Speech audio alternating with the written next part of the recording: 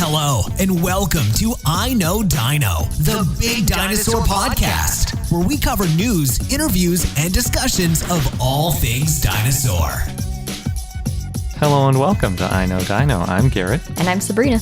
And in today's episode, we have an interview with Ariel Marcy, creator of the paleontology game Go Extinct, as well as some upcoming games, which sound really awesome.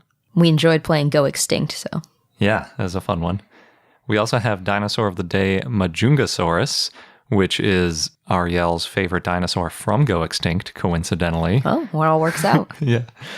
We have a ton of dinosaur news, and as always, we would like to thank some of our Stegosaurus patrons who help us keep the podcast going, specifically Lucas and Eli, Wyatt, the Georges family, and we have a new patron, John Heck. So thank you guys so much for joining our group, and we have reached our $200 a month goal for Patreon. Yeah, big news. So everybody who's a current patron is going to get a free sticker, and we have some extra stickers because we didn't expect people to be as generous as they were, and we reached the $200 mark with only 40 patrons. So if you join within the next week, by April 18th, we'll send you a sticker too, because we have a bunch of extras. We also want to announce that Taylor Mccoy, who you may remember, he writes for us occasionally, and we interviewed him back in one of our early episodes. He has started a new occasional series for us called Tyrannosaurus Specimens. So if you want to learn about specific T-Rex specimens, then you should check out. We have the first one on our website now at iknowdino.com, and we'll be posting more. Yeah.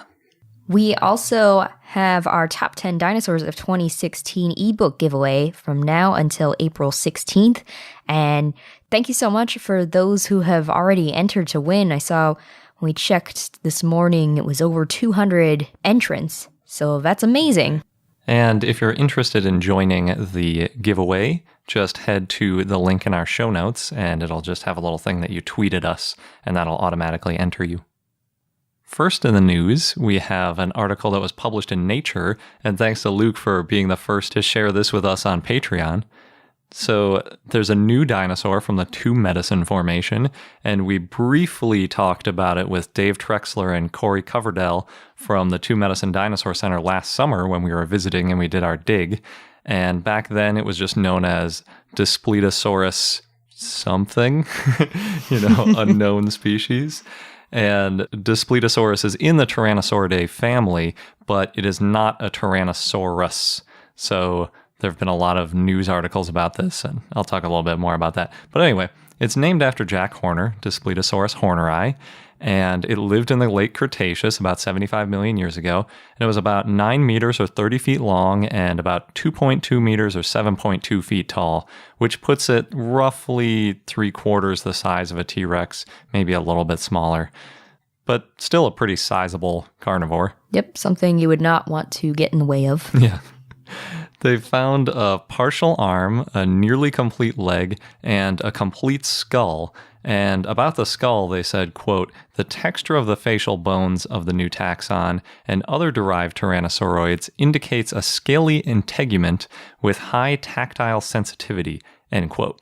And basically what the authors are saying there is that they're assuming that the small holes around the mouth are for nerves and blood vessels to make them more sensitive.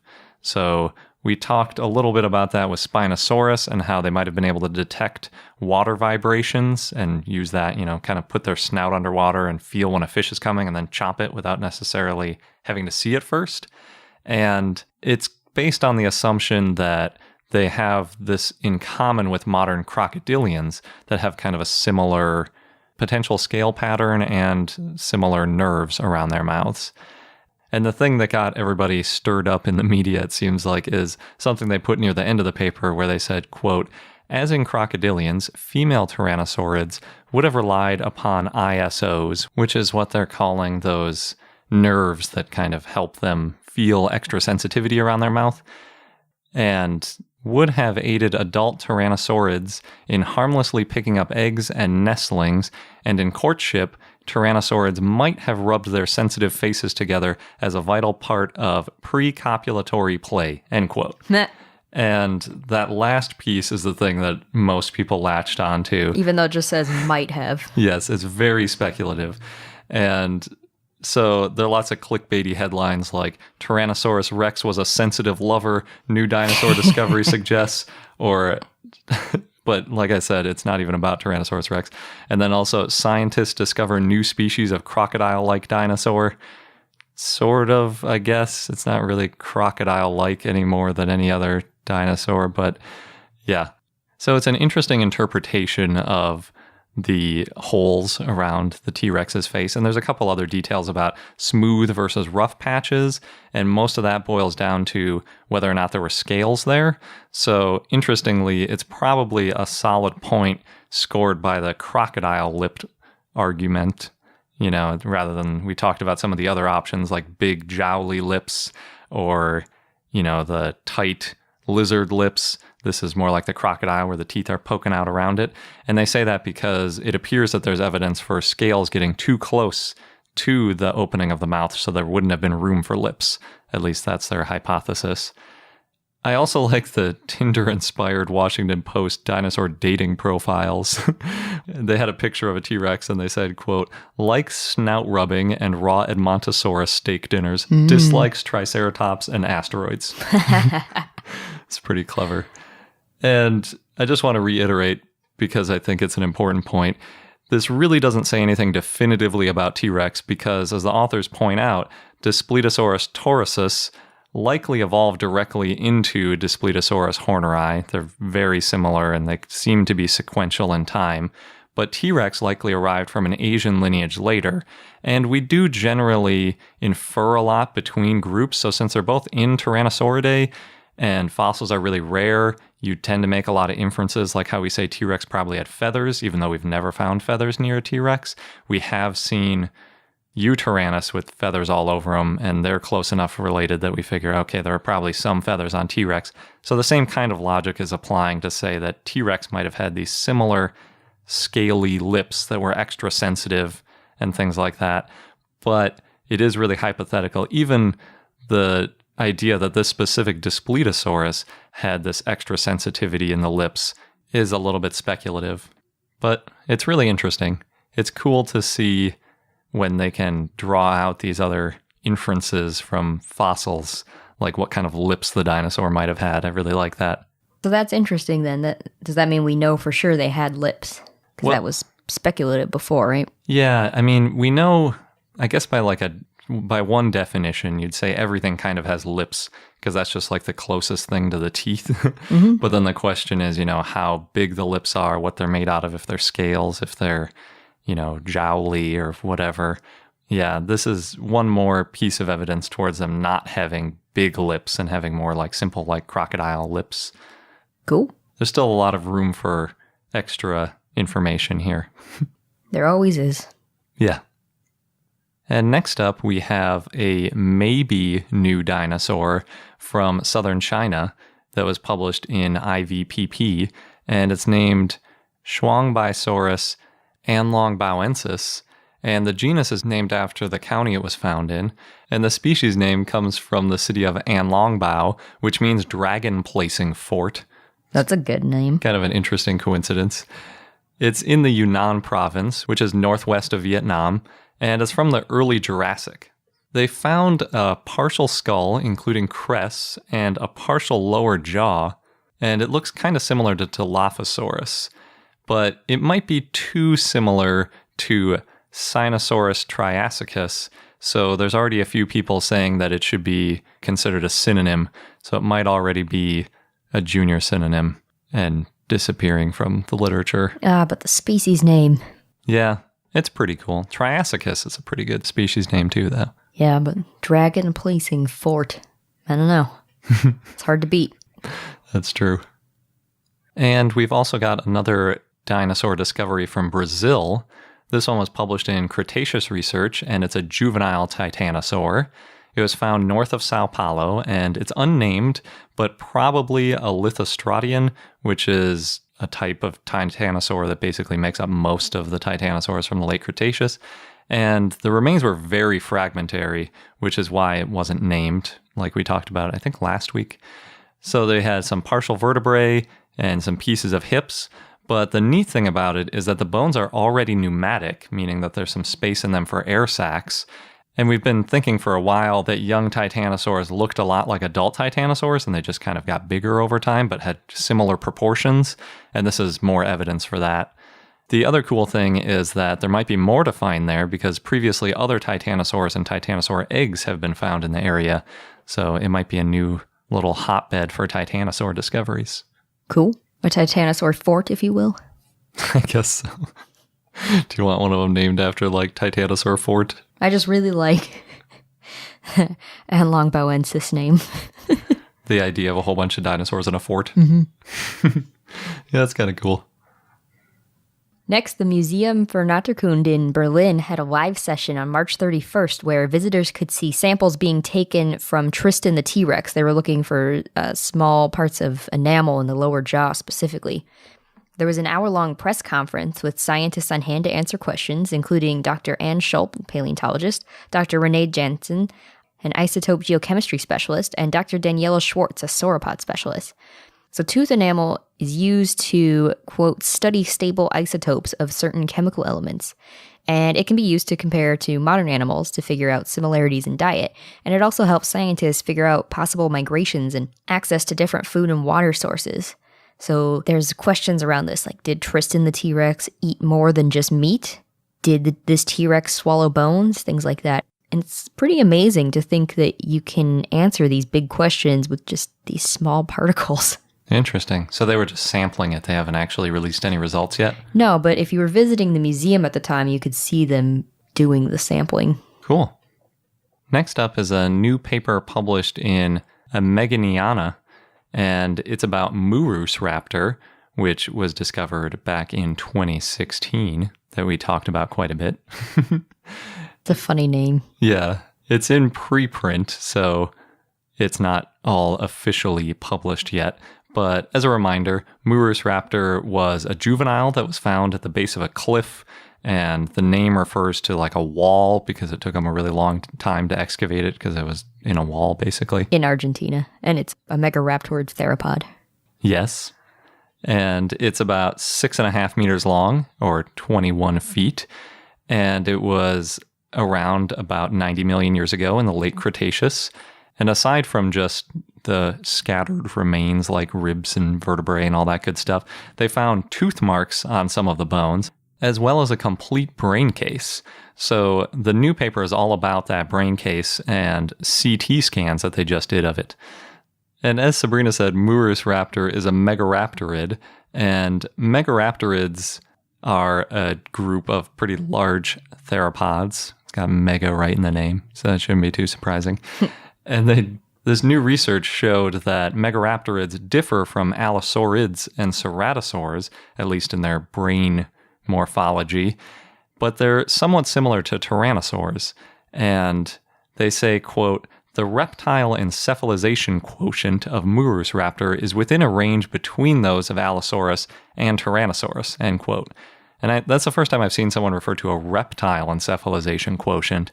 But we've talked about the regular encephalization quotient before, and that's basically the size of a brain of an animal relative to the expected size of the brain in that animal. And the bigger your brain is implies that you're smarter, effectively.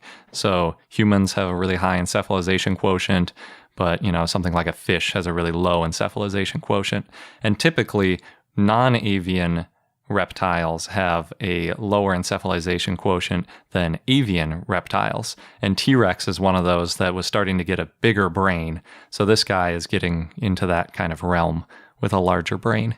And they also found that the olfactory ratio of Murusraptor is a little bit smaller than Tyrannosaurus and Allosaurids. So maybe it couldn't smell quite as well. So Murusraptor, almost as smart as T-Rex potentially, couldn't smell quite as well. That's basically the bottom line.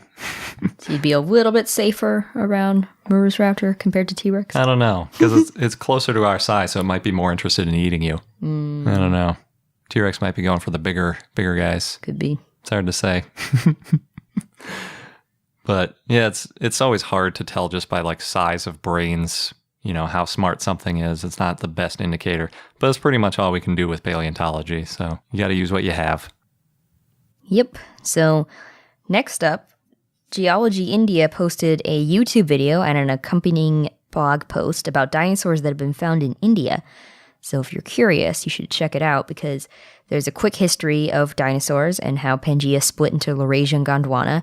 And then there's a list of about 25 dinosaurs found in India and descriptions of each. They include Barapasaurus, a basal sauropod, Dondacosaurus, a theropod, Rajasaurus, and Abelisaurid, Janosaurus, a titanosaur, Titanosaurus, and more. We'll post a link and then you can read about these for yourself. Yeah, India is kind of interesting since it kind of floated off from Africa up to Asia. I think in the late Cretaceous, right? You have to read that blog post. Yes, so. Or watch that video. Next, the last week of March was hashtag Utahraptor Week, and to celebrate, Scott Harmon posted a new Utahraptor skeletal on his website, skeletaldrawing.com. He had created it back in 2012 after he got to see some unpublished material, but wasn't allowed to share it until now. So according to Scott, Utahraptor was robust and stocky, and it had a reduced tail length from previous drawings, and a short torso, as well as tall neural spines that probably helped support its back muscles. And if you want more information, then you should see the Utahraptor Project, which is that project Jim Kirkland and others are working on to properly analyze this 9-ton block full of Utahraptors. Yep. If you're looking for a dinosaur documentary, there's a new one coming out called The Day the Dinosaurs Died, which is a working title. So Barcroft Productions is producing it for BBC in association with 6 other companies, and the documentary will be distributed in the UK, North America, France, Australia, and Germany. The premise of the documentary is to, quote, uncover the story of one of the most dramatic days in the planet's history, end quote. Which, yeah, that's definitely true. That would have been a dramatic day. Yeah.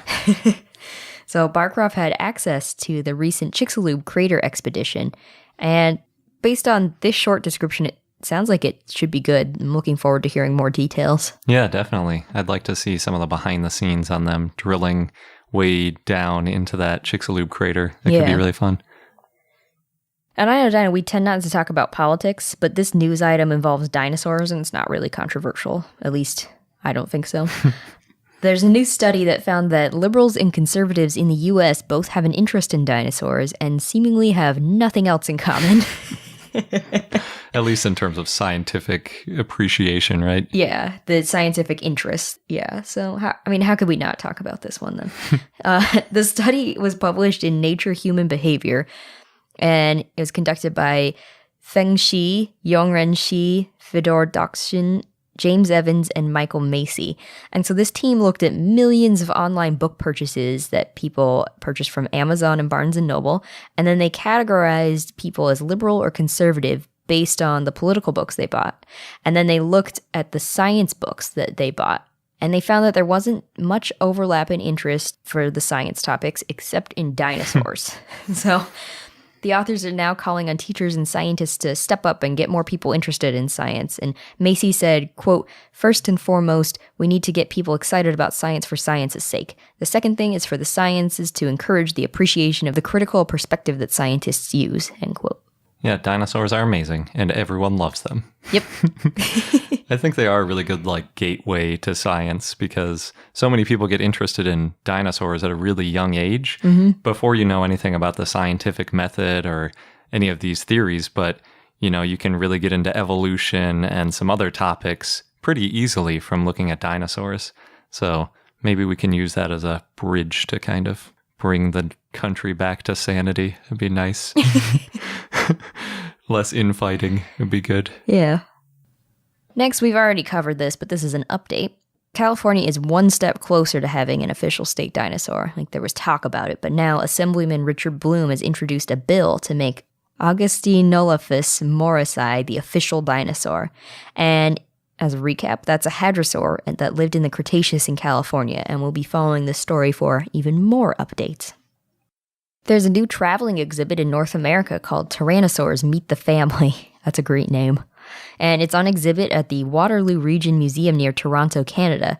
This exhibit was created by the Australian Museum, and it has a mix of casts and interactive stuff, including a touch table where you match up tyrannosaurs on the Tyrannosaur family tree.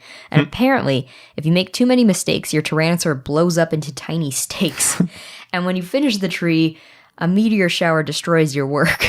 So I'm guessing this touch table is some kind of like giant touch screen thing. I think so. It's hard to tell without being there. Yeah. But skeletons you can see in the exhibit include Daspletosaurus, Scotty the Tyrannosaurus, which is one of the most complete and heavy Tyrannosaur skeletons, a Dilong, and Guanlong. And the exhibit is open until April 30th at the Waterloo Region Museum. And they also have a free Tyrannosaur egg hatching app where you can hatch eggs to collect Tyrannosaurs. That sounds kind of fun. I might have to download that app. It's like a Tamagotchi, but with Tyrannosaurs. Do you get to feed it? I don't know. They made it sound similar to Pokemon. Oh, okay. So it's more of a collecting kind of thing. Interesting. And then maybe they grow. I don't really know. I haven't tried it yet. Sounds kind of fun. Yeah. Next, there was a happy ending for a brewery in Denver. So a while ago, somebody stole a dinosaur planter from our mutual friend brewery in Denver, Colorado. And the people who work there figured out who stole it from them. So first they saw in video footage that it was a woman, and then they found her husband's name from their credit card records. The next step was that they posted about it on Instagram. And then, quote, through very light internet stalking, they said they figured out the couple was in Denver for their first wedding anniversary, and the brewery sent them an email, and the couple sent back the dinosaur and apologized, along with a Home Depot gift card to replace the plant that was inside it. The neck apparently was a little broken, but has since been fixed, and the brewery has also deleted the Instagram post because some people were calling them and getting pretty vicious and aggressive toward the couple who stole the dinosaur planter. And the brewery also said they didn't take it too seriously, and they just shared that video so that people know that they pay attention when their customers steal. I'm not too convinced they didn't take it seriously, though, considering how they tracked their dinosaur planter down. Well, no one wants to lose a dinosaur planter. Well, they don't, but that is a lot of effort to say, and we don't take this seriously. Oh, when I heard they don't take it seriously, what I was thinking is like they're not going to press charges. Oh, okay. Yeah. Yeah, that I can see. Stealing is bad, though. Yeah. Don't steal. Especially dinosaur things. Yeah. And we have a quick follow-up to our Hearthstone dinosaur rumors that we were talking about. So the Journey to Ungoro has launched, which includes 135 new cards for this game called Hearthstone. And they have Longneck and Ultrasaur. Those are in quotes, because obviously Ultrasaur is not a real thing. Sauropods. There's also a Stegodon and a Swamp King Dread, Tyrannotis, King Mosh, and Devilosaur theropods. There's also a Raptor and Direhorn hatchling, and I guess Direhorn is their word for ceratopsian. And then there are a couple upgrades that are kind of funny, like Flaming Claws and Dino Size, which turns like a little tiny thing into like a huge dinosaur-sized animal. Nice. And then there are a ton Unless it's a small dinosaur size. Yeah, yeah. Like a compy. In this game, it's all large dinosaurs. There aren't any like microraptors or anything that I remember. And then there's a ton of non-dinosaur related cards with things like phoenixes and various witchcraft and whatnot. And I just want to reiterate here a quick review that Janice sent us of the Hearthstone dinosaur card pack. She says, I am enjoying playing Hearthstone again. It's really fun and the designs are pretty cool. I'm currently getting my butt kicked in a ranked battle while waiting for my best friend to come back online. The amount of dinosaur media and products coming out is awesome. It is. More dinosaur games. Yep. More dinosaur everything. Yep.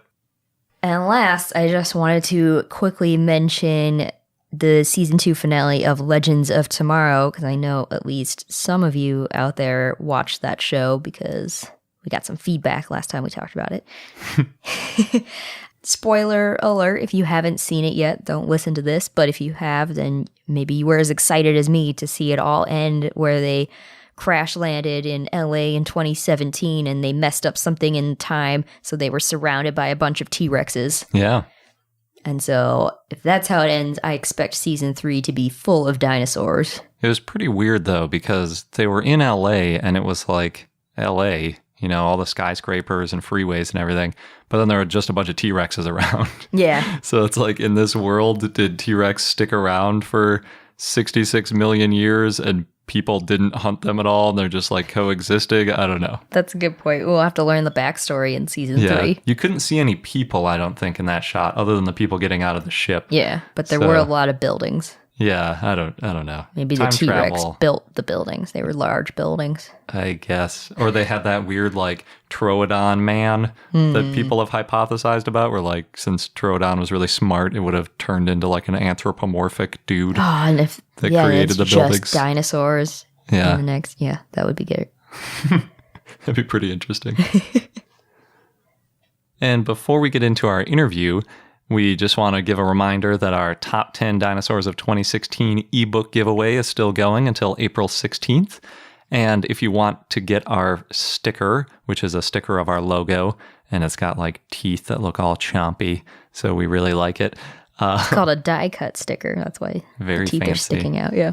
And you will get it for free if you join our Patreon community by April 18th. So what are you waiting for? Go to patreon.com/iknowdino.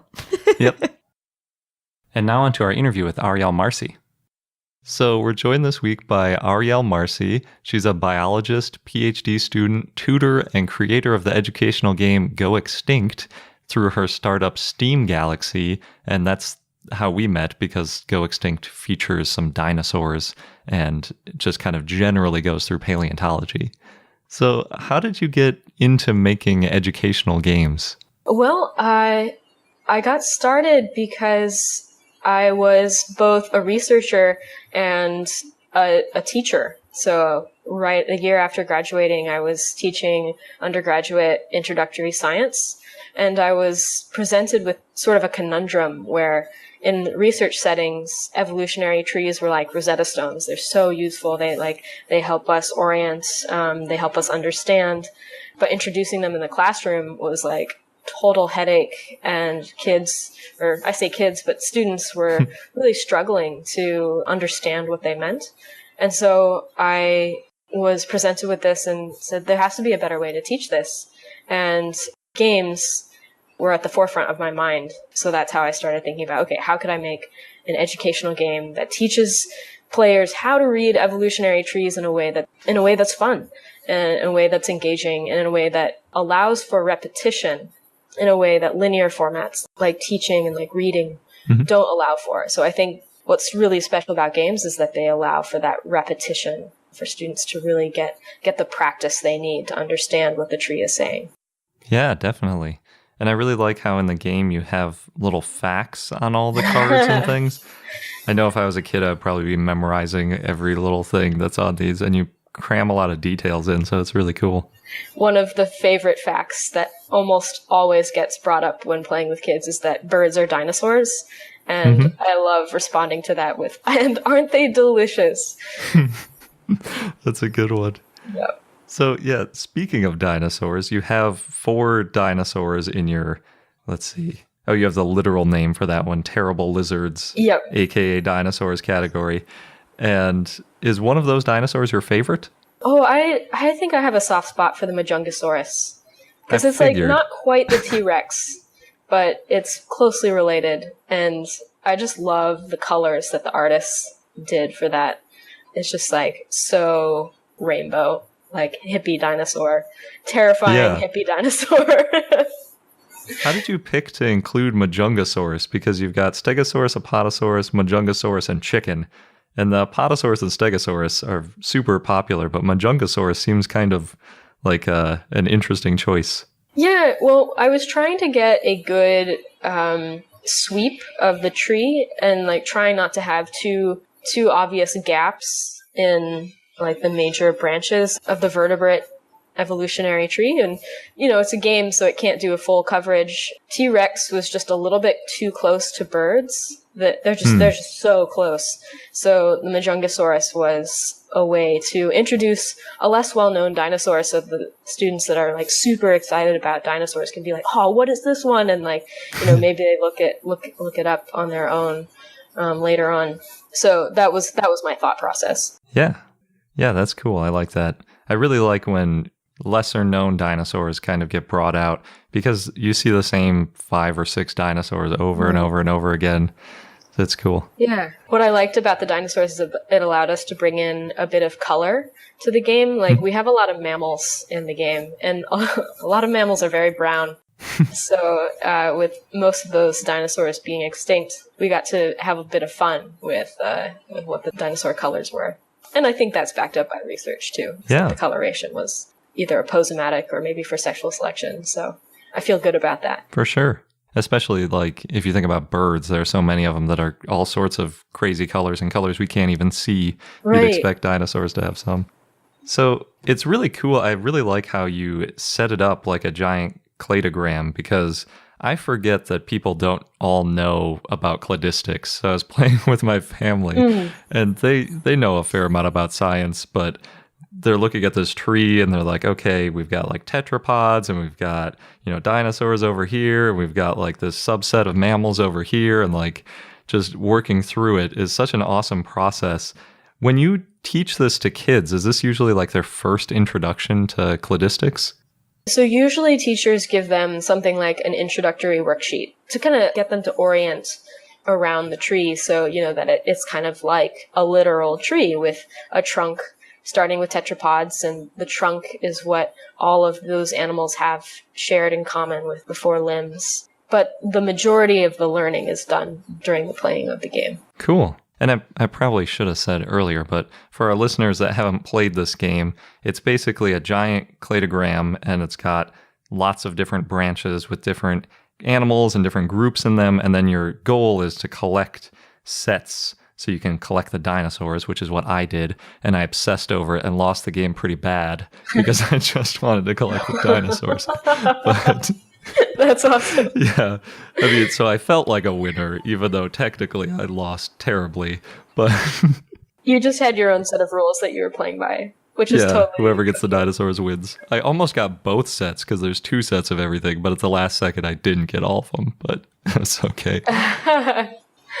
So, yeah, it's a really awesome game. I really enjoy it, and it kind of features a go fish mechanism, which I should have realized because it's called Go Extinct, and I didn't even realize that until I started playing it. I was like, oh, it's like Go Fish. Oh, duh, I should have realized that a long time ago. Yeah. How did you end up doing that style of gameplay? Did you consider any other types of game kind of formats? It came to me rather quickly that the Go Fish-like mechanic would work really well. Mm-hmm. And I think what makes it work really well is it's like Go Fish, but it's so much more interesting because you have this additional strategy component of, yes, you can ask for the Majungasaurus, which very few people do because it's hard to say. Or you could ask for a more general category. So you could ask for any dinosaur. And that choice of do I go really specific or do I go more general? And if I'm going more general, how general am I going? That's a really interesting choice. And games thrive on meaningful choice like that. So it was a really powerful way to get players just thinking about cladistics as a way of showing how these specific animals are in general more or less related to each other. So you get just by playing the game that, Majungasaurus and chicken are both dinosaurs, but you also understand that they are more closely related to each other than either of them are related to mammals. And that's a really powerful idea that I think the Go Fish mechanic does really well. Yeah, and I really like, being a dinosaur fan, that you have the Archosaur category, because that's something that I end up explaining to people constantly, just based on, how similar pteranodons are to, or I should say pterosaurs are to dinosaurs, and people often think that pterosaurs are dinosaurs, and you say no, there's archosaurs, and that includes lots of extinct reptiles, including pterosaurs and stuff like that. And this is such a cool way to quickly explain. You've got crocodiles, and you've got a pterodactyl over here, and you have a chicken over here, and you can see just how closely related they are. That's really awesome. Yeah. I couldn't get the pliosaurs in there, but... Yeah. Yeah. Yeah, that's the only one. I noticed that too. I was like, if we could get a few marine reptiles, then we'd really have the whole. But it already took up like half of your cladogram, so it'll probably be a little too much. Yeah. Do you point to the icon for the dinosaurs with the femurs locked below the body as a way of explaining how dinosaurs are different from other archosaurs? Yeah, usually. That's almost always how I explain it, the sprawling position versus kind of the more upright walking.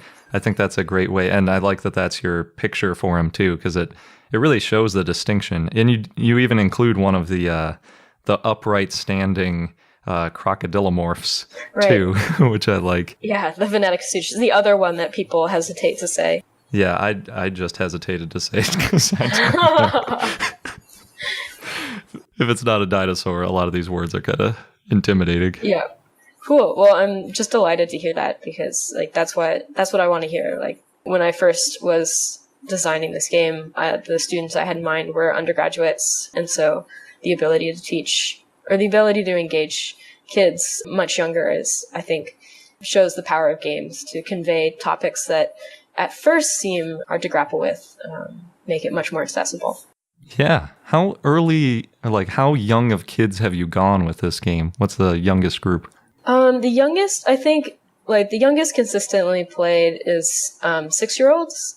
And I think I think that's kind of starting to get into territories of like reading literacy may or may not be quite there in like theory of mind. Like because of the go fish mechanic, you really have to be able to like store a lot of information about what people likely have. And so I build a game as 8 and up, and I think I feel pretty solid about most 8-year-olds would take to the game and have a good time. Yeah, I think at 6, I don't know if I could read any of these words. Probably chicken. Right?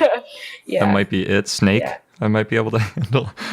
I think there's a lot more pointing, which, you know, a big board game allows for, but yeah, a lot more parental help. Yeah, it's a really good game though. Thank you. So you've got other games also I saw on your profile. You've got a game about Evo Devo. Yeah. What's going on with that? So that's kind of my next game, and it's been in progress for a long while because running a startup and doing a PhD turns out takes a lot of time. But what I want Evo Devo to do is it's the logical progression from Go Extinct, where Go Extinct is like, how are all these diverse animals related? And the next logical question coming from that is, okay, if they are all so different, how did they become so different? And the answer is it has to do with small tweaks to the embryonic development. And that's basically the field of evolutionary development. So the study of how these small changes occur and how they lead to all this diversity, even though so much is shared in common.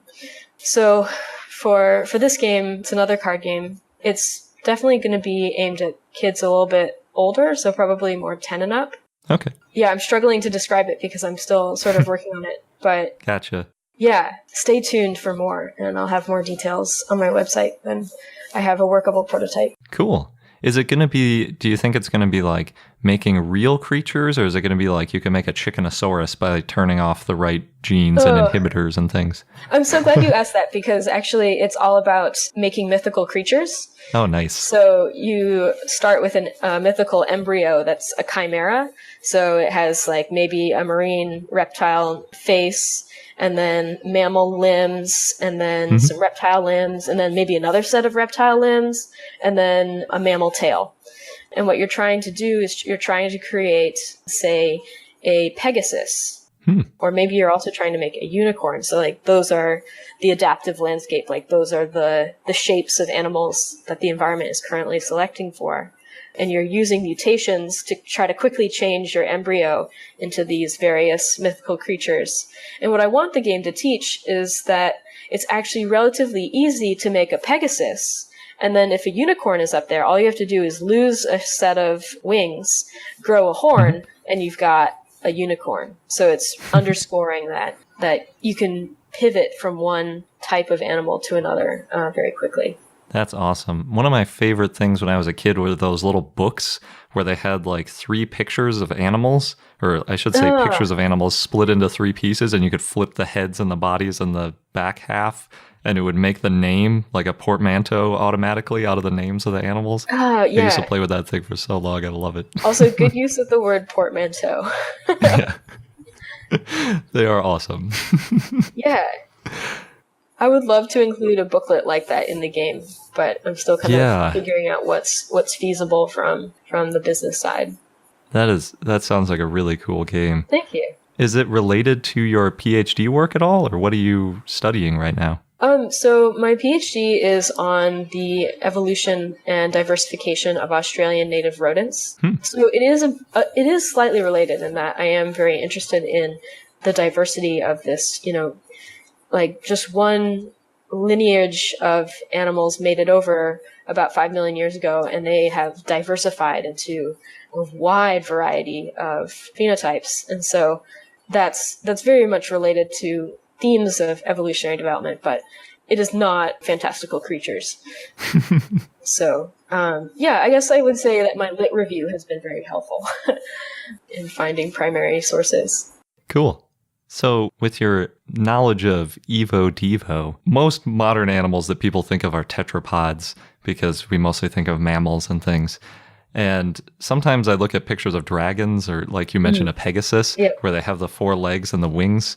Would it really be feasible to get to something like that with Evo Devo, starting with a tetrapod, or would you have to start with something else and then try to get to like a winged 4-legged animal?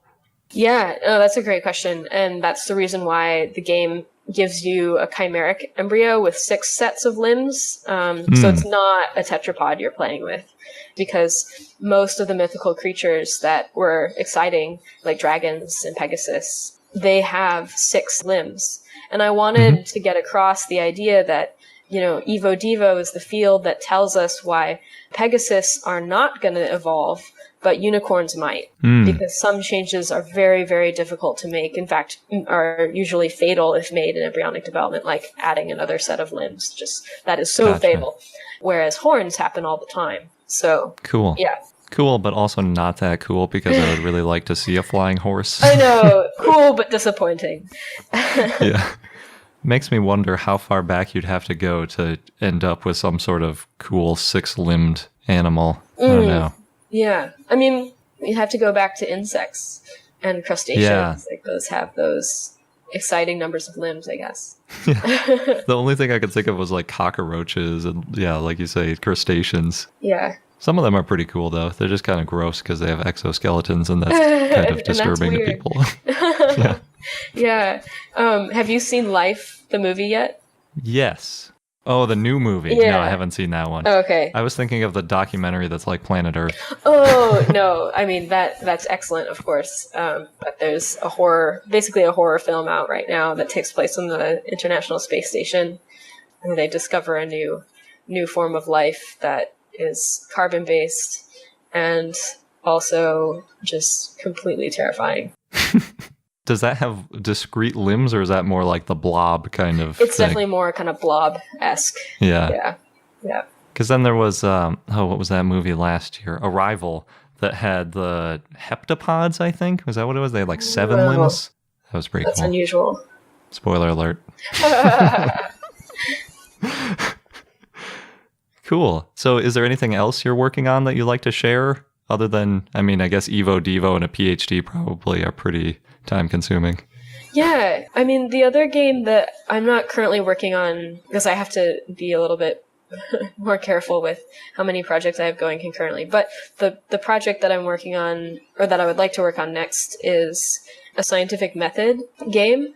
So again, emphasizing the creativity and the sort of human part of science, which is not, I think, conveyed well enough. And I think it turns off a lot of students from science in a way that doesn't benefit science.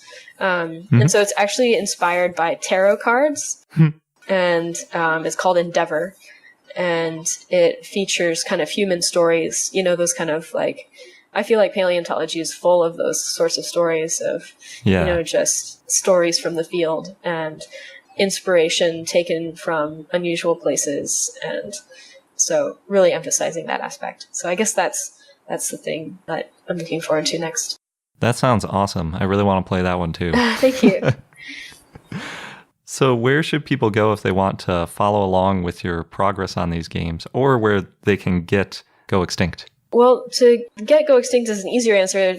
Go to steamgalaxy.com, and the first thing that pops up is a little window where you can buy the game. Although I will also mention that for educators, I offer a free version, and if they hit the For Educator button, they can download that there. I feel very strongly that quality science education should be freely available to all. Yes. So, yes. That's awesome. So there's a way to buy the commercial version of the game, and then educators can get printable copies and also next generation science standards alignment, as well as Australian science standards alignment. If you want to follow along on the games, I'm not particularly good about updating it, but my website, aamarcy.com, is where I've been keeping those. But if you're interested in playtesting them, I have sort of a Google Doc that I will blast when ready. So if you want, you can send me an email at aemarcy@gmail.com. Awesome. Yeah. Well, I might send you an email because I'm interested. Awesome. Well, I already have your email, so I'll just pop it in there. Okay, sounds good. Yeah. Cool. Well, thank you so much for joining. It was an awesome discussion, and I'm a huge fan of your game, and I think I'm going to like your new games even better. So keep up the great work, and good luck with the PhD. Have fun in Australia. Thank you. It was a delight to chat with you, so thanks so much. Thank you so much, Ariel. I couldn't be there for this interview, but I did really enjoy playing the game. Yeah, it's fun. I'm also really excited about the new games coming out, maybe even more so than the game that we've already played.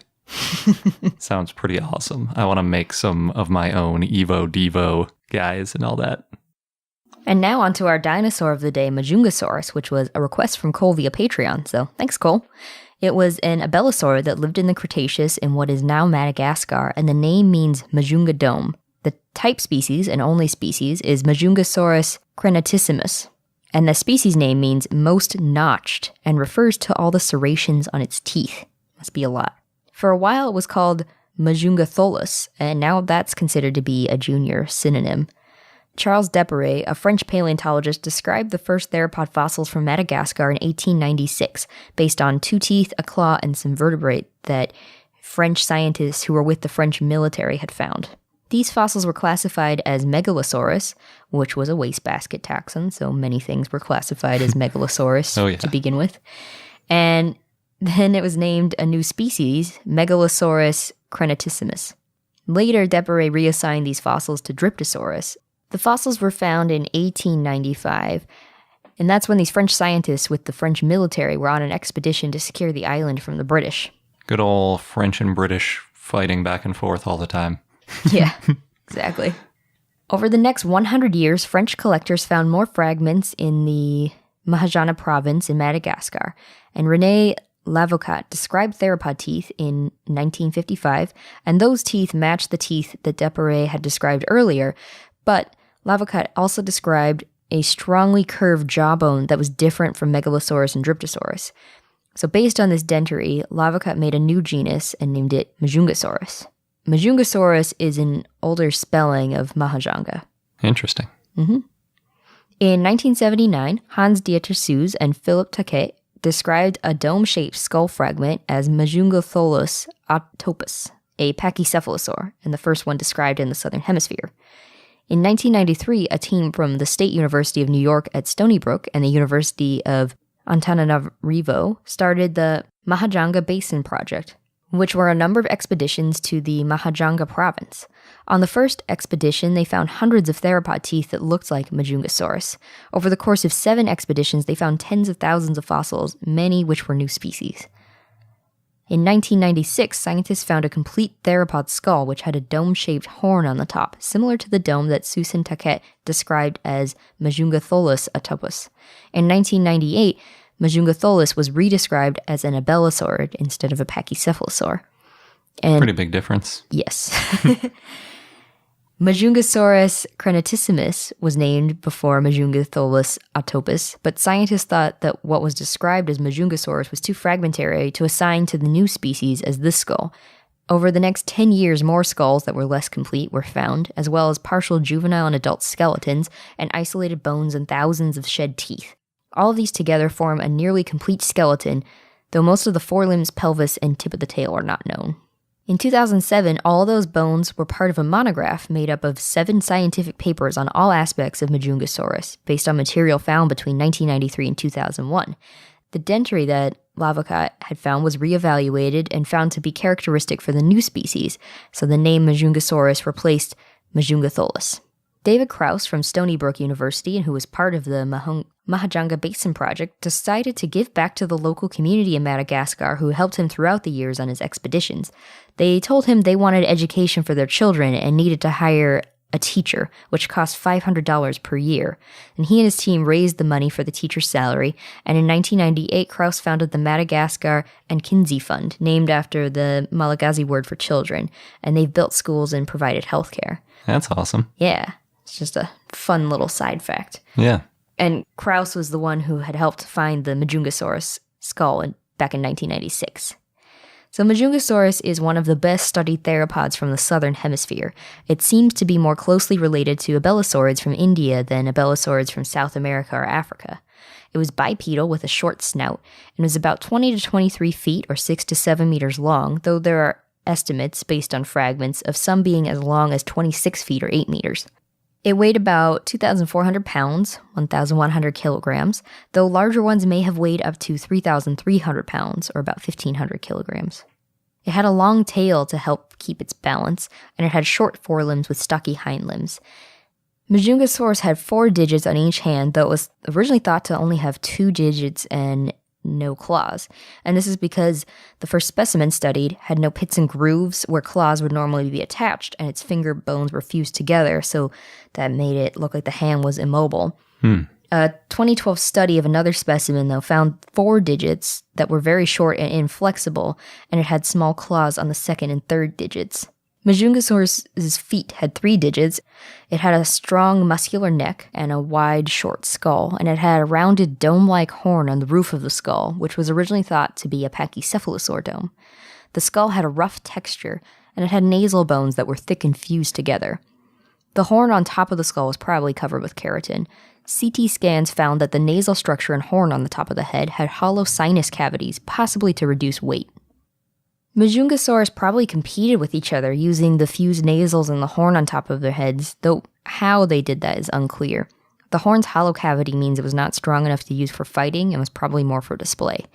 Majungasaurus had some variation in the horns, but no evidence of sexual dimorphism. As Majungasaurus grew and became older, its skull got taller and more robust, and the skull bones were more fused and its eye sockets became smaller. This shows that juveniles and adults probably had different diets. Michael Demick's research shows that it was one of the slowest growing theropods based on lines of arrested growth on the bones, so it took Majungasaurus about 20 years to mature. A CT scan of a complete skull allowed scientists to reconstruct the brain and inner ear structure. The brain was small relative to its body size, but was similar to other non-Coelurosauran theropods. One difference is, compared to other theropods, Majungasaurus had a smaller flocus, which controls balance coordination. And because of this, it probably didn't move its head quickly to look for and go after prey. Also, its inner ear shows that it held its head straight and horizontal to the ground, so it probably went after slower prey like large sauropods. Interesting. Yeah. It was an apex predator that possibly preyed on Dryptosaurus, which is a sauropod. It had more teeth in its upper and lower jaws compared to other Abelisaurids, and it may have bitten its prey and held on to it until its prey stopped fighting, so it's this bite and hold approach. Majungasaurus had a flexible lower jaw, which may have helped prevent fractures when holding onto its prey. The teeth curved on the front edge but were straighter in the back, possibly to hold teeth in place when biting instead of slicing prey. It probably specialized in hunting sauropods. Its stocky legs would have helped it with the bite and hold approach, and it didn't need to be as fast to go after these slower sauropods. Poor sauropods. Majungasaurus tooth marks have been found on Depéret, so it did eat these sauropods, though it's not clear if it killed them. Majungasaurus is also one of the few dinosaurs with direct evidence of cannibalism. In 2007, scientists published about some finds that showed Majungasaurus practice cannibalism. Majungasaurus bones were found with tooth marks that looked the same as tooth marks found on sauropods in the area. Many of the bite marks on Majungasaurus were on limb bones that were only accessible during lethal combat. This is according to Scott Sampson in Dinosaur Odyssey. Majungasaurus is the only large known theropod in the area, so that probably means they fed on each other. It's not clear if Majungasaurus hunted each other or just scavenged carcasses, though Komodo dragons sometimes kill each other in feeding frenzies of carcasses. So maybe that's what happened. Scientists have been able to reconstruct Majungasaurus' respiratory system. It had air sacs like modern birds that allowed for a flow-through ventilation, which means the air flows through the lungs one way. Air inhaled is never mixed with air exhaled, and this is pretty efficient. Yeah, we've talked about that before. Dinosaurs could really breathe awesomely. They really knew how to breathe. They really did. I wish I could breathe like a dinosaur. So this shows the split between Ceratosaurs, which led to Majungasaurus, and the Tetaneurans, which led to birds, happened early on with theropods. This common avian respiratory system would have evolved before the split, and it helps show that birds are dinosaurs. In 2007, a report described 4 Majungasaurus pathologies based on the remains of 21 individuals. There were no wounds found on the skull, but one had a broken and healed toe bone. Another had a bony growth on the underside of a back vertebra, probably from cartilage conversion during development. Another had abnormal growth on its tail vertebra, probably from ossification of a ligament. And another had abnormalities on 5 large tail vertebrae. 3 were fused together at multiple points, making a solid bony mass. There was no sign of other vertebrae after the 5th one, so the tail was shorter than most. It was about 10 vertebrae short. This could be from severe trauma that resulted in losing the tip of the tail and then infection, or maybe the infection came first and then part of the tail fell off. It's the first example of tail truncation found in a non-avian theropod. Sounds painful, Yeah. Majungasaurus lived in a semi-arid climate on a coastal floodplain. Sea levels were rising at the time, and Madagascar was an island even when Majungasaurus was around. It lived in an area that had wet and dry seasons, and each year animals that died from lack of water were then swept away by water during the wet season and buried, which led to lots of preserved fossils. Other animals that lived at the same time and place as Majungasaurus include fish, frogs, lizards, snakes, crocodilomorphs, and some mammals and birds, as well as the Notosaurid, Majungasaurus, 2 titanosaurs, including Depéret, and also possibly the Dromaeosaurid Rahonavis. You can see Majungasaurus in the media. Actually, part of Indominus Rex's DNA in Jurassic World is Majungasaurus. And you can see Majungasaurus in the 5th episode of the miniseries When Dinosaurs Ruled, hosted by Jeff Goldblum. You can also see Majungasaurus in the 1st episode of Jurassic Fight Club, where they're talking about its cannibalism. Both shows, in that case, call it Majungatholus. And you can see Majungasaurus also in BBC's Planet Dinosaur, and in that show it's called Majungasaurus. And our fun fact of the day is that coprolite can actually serve to preserve fragile specimens, kind of like amber. So coprolite, again, is fossilized poop. We often think... Yeah. And I think it's really cool because we think all the time about amber and how you can get like a mosquito trapped in it, like in Jurassic Park, or we found that dinosaur tail in amber and then it has the little tiny feathers and all that awesome kind of preservation. But if you think about it, fossilized poop is also a great place to look for tiny fossils because rather than just looking through a, vast open geological plain where things get moved all over the place, you've got all the stuff that an animal ate right there. And so you can be a little more delicate. You don't have time to go through acres and acres of Morrison Formation looking for, almost microscopic fossils. But if you find a little block of coprolite, you can really go through that with a fine-tooth comb. And in these coprolites, sometimes they find things like really tiny teeth that indicate certain animals are there, where usually that's the only remnant of that animal, but you'd never find it somewhere. But you find the teeth in poop. Yeah, but you wouldn't find them like out in the open because, how would you even notice them? You can also find really small organisms, kind of like brine shrimp, that are hard to find fossilized. And, they're so tiny, if you've ever seen brine shrimp, that you wouldn't be able to look for them out in the open plains. But sometimes they get preserved in coprolite, so you can find them there. And you can even find other animal bones that are just too small to really find generally in geology. And even better than that, if something got eaten whole, you might be able to find a nearly complete specimen of some small animal and all its bones nicely packaged together in a coprolite. So it's really cool. It kind of reminds me of dissecting an owl pellet in elementary school. I don't know if anybody else did that. I never did that. Oh, yeah? So like owls do this thing where they cough out things that they eat that they can't digest all the way. So like it's usually a lot of fur and bones and stuff. So we did one and I think we had like part of a mouse in it, and you tried to like put the mouse back together with all the little bones that were in the owl pellet. It's kind of a similar sort of thing. It's up with fossils. So pretty neat. Yes. Something I never thought about with coprolite before. No, it makes sense. Yeah. And as a credit, I got the inspiration for that from the Dinosaur Ecosystems course put on by the University of Hong Kong. Cool. And that wraps up this episode of I Know Dino. Thanks for listening. And just to reiterate one last time, if you want us to send you a sticker, then sign up for our Patreon between now and April 18th at patreon.com/iknowdino. Thanks again, and until next time. Thank you for listening to I Know Dino. If you have any questions or comments about dinosaurs, we'd like to hear from you at plesiosaur@iknowdino.com. And for more information on dinosaurs, go to iknowdino.com or follow us on Google, Facebook, Tumblr, or Twitter at I Know Dino.